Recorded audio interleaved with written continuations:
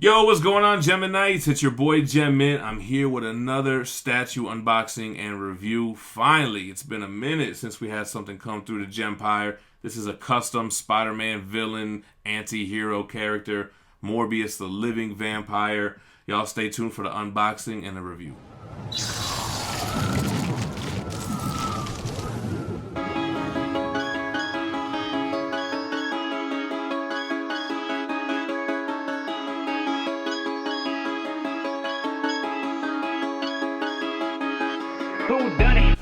Alright guys, so we got it out of the shipper box, and like most customs, you know, they're packed really well. They have layers of foam, they have straps, they have pieces of hard cardboard that line the edges.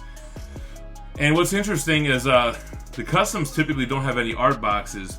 So somebody brought up a good question on Facebook that should Sideshow stop making art boxes, and what if they can offset the price of the statue a little bit? Because really, what do you do with the art box anyway? You just put it in the shipper and put it in storage or whatever. Anyway, the top layer of this has all the smaller pieces, so let's start taking them out. So from my understanding, you want to be very careful when unwrapping these pieces, so let's go ahead and do that and put the plastic and all that stuff back in the box. So this is part of the base, which is a big statue of a statue. Alright, then you have wings for the statue, the angel statue. It's hard to tell if they're broken or not because they're supposed to look cracked and weathered. So it looks good.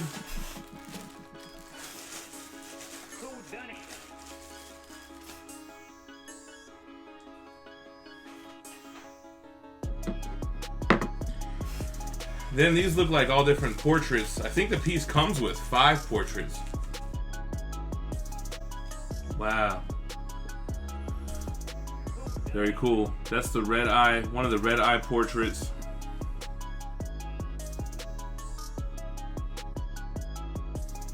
The red eye portrait is like more of a modern take from like his recent Marvel Now run. I say recent, but that's already like 5 years ago.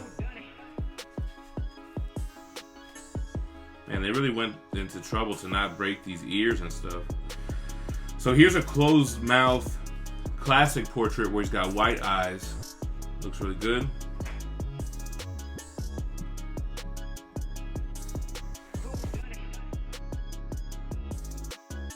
And here goes a classic open mouth portrait. Cool.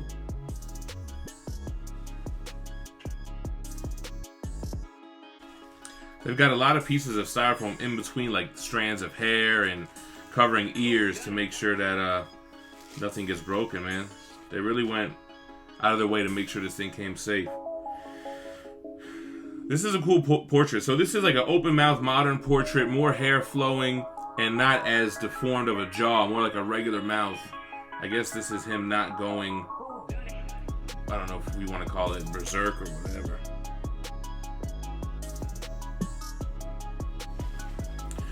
Alright, one more portrait, and this is actually what sold me on the entire piece, man.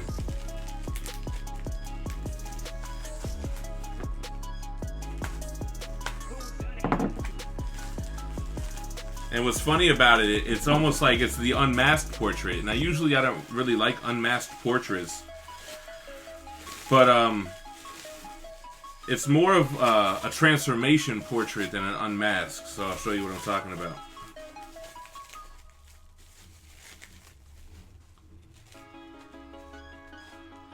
So this is Morbius transforming from human into the living vampire, and in the paint that they did of the white coming off of his chest into his neck, and his face getting a little pale in some areas, that really sold me on this piece. I really like how this portrait came out, man.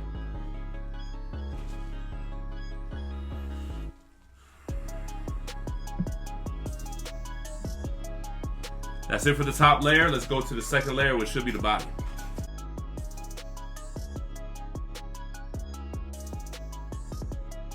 I really don't know where to put it while I try to get these the wrapping off. Another thing that really sold me on this piece was the inside of his hands, how he had like those suction, plasma draining, protoplasm draining, whatever you call them.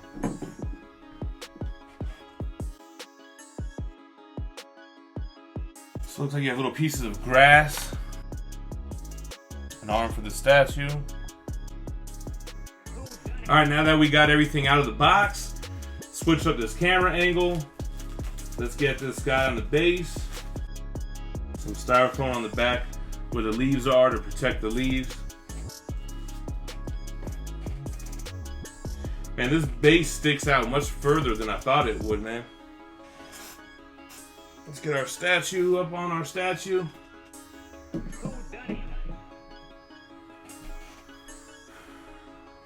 Boom. Let's get our hand out here.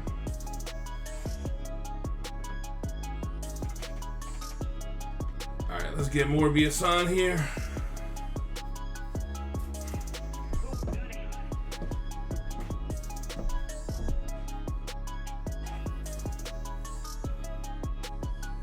Perfect. Now my Morbius does have a slight crack in his cape over here on the back right. So that kind of sucks a little bit. What are you gonna do? Alright, looks like you got some places for these plants on the back.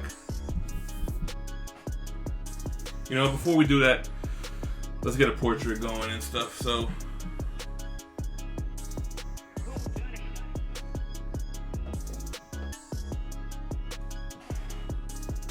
boom. There goes your transformation portrait. Loving that.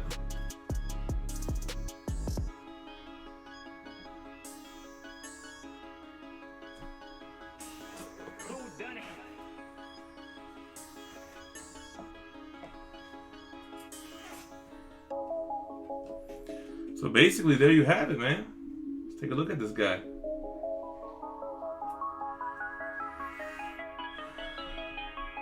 You know, like with most statues,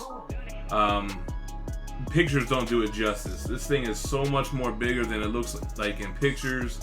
Even when you put it next to other statues, it just has a lot going on.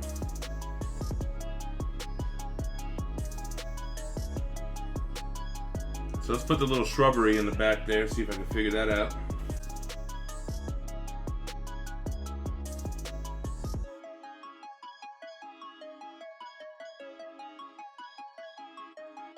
Alright guys, there you have it, fully assembled Michael Morbius. So Morbius first appeared in Amazing Spider-Man 101 in 1971. He was created by Roy Thomas and Gil Kane. And he started off as a villain, but ended up becoming more of an anti-hero. I personally know most of my Morbius stuff from the Spider-Man animated series. And I do know that part of the comics code is why he was called Morbius the Living Vampire. Because the comic code, you can't have like zombies or undead or anything like that. So that was kind of the workaround behind that. So we saw him with his transformation portrait. Let's plug on. There you go. Oh shit. Make sure it doesn't fall out. There we go. So this is, like I mentioned earlier, kind of like how he looked during his earlier appearances with those big wide eyes like that, upturned nose. This is the closed mouth version of that. Somebody should have told him closed mouth don't get fed. But anyway.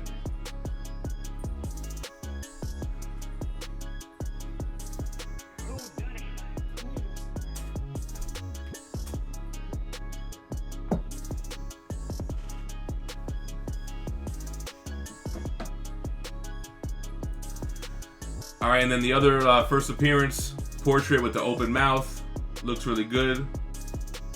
They did a lot of detail on the portraits here, man. This is kind of like, all the portraits is kind of like what sold me on the piece. But the teeth look good, you know, the tongue has that glossy paint to it. The paint apps look really good on the entire piece. And the sculpt as well. So that's the second one from the original look.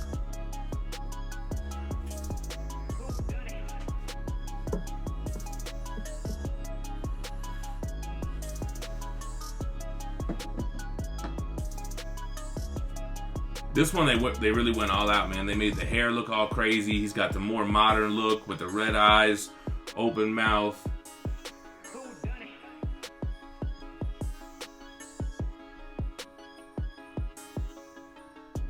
Tongue sticking out, teeth bulging out his face. Got that berserk bloodlust look to him.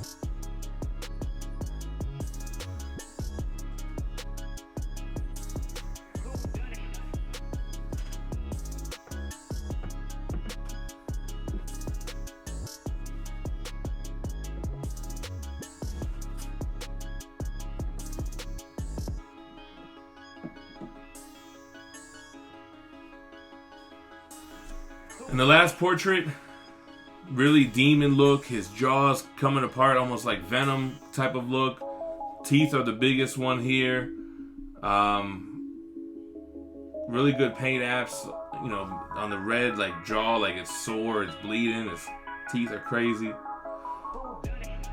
This is probably the portrait that most people are going to pose him with. It's definitely one of the best ones. I like all the portraits though. The only thing I don't like is trying to figure out, you know, where to keep them all. So anyway, we do a quick review on the piece. You know, a lot of people get nervous about custom pieces, but you know, they're really made by similar sculptors. A lot of sculptors that work for the big companies started off doing customs. And then the factories are really the same factories that make other statues. The only problem is it's not a licensed piece. You can't really buy this anywhere. I mean, usually they're very on a hush-hush, and you kind of got to be in the loop to buy these. But very low edition run, usually only about 50 or so made. The base has a good variety of paint to it. It's got it's very chalky feeling, this whole piece, to be honest with you.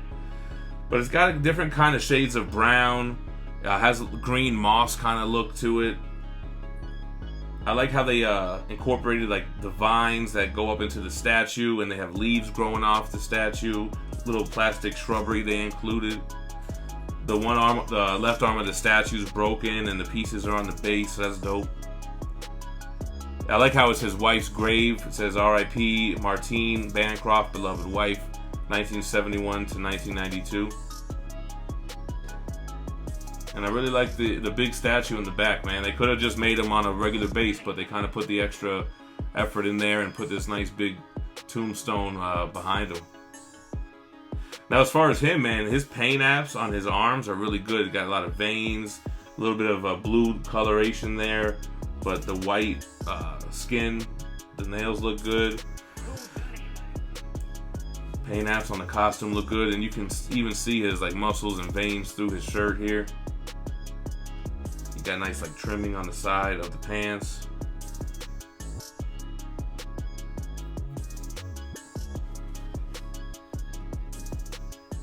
I like how they did the portrait so that it's cut out to that V. It's not just like, there's no seam. There's not a neck seam where it's switching it out. So that makes it for a really clean switch outs there.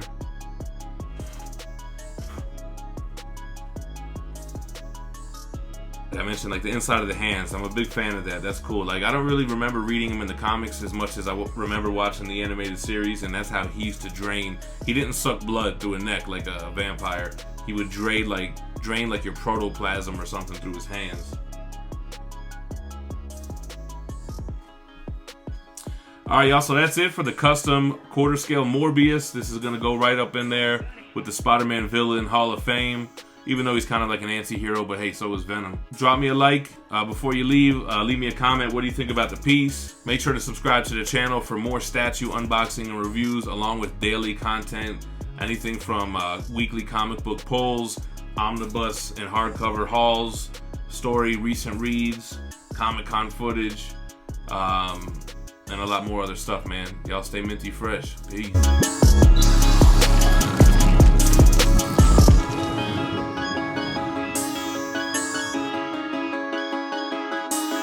Who done it?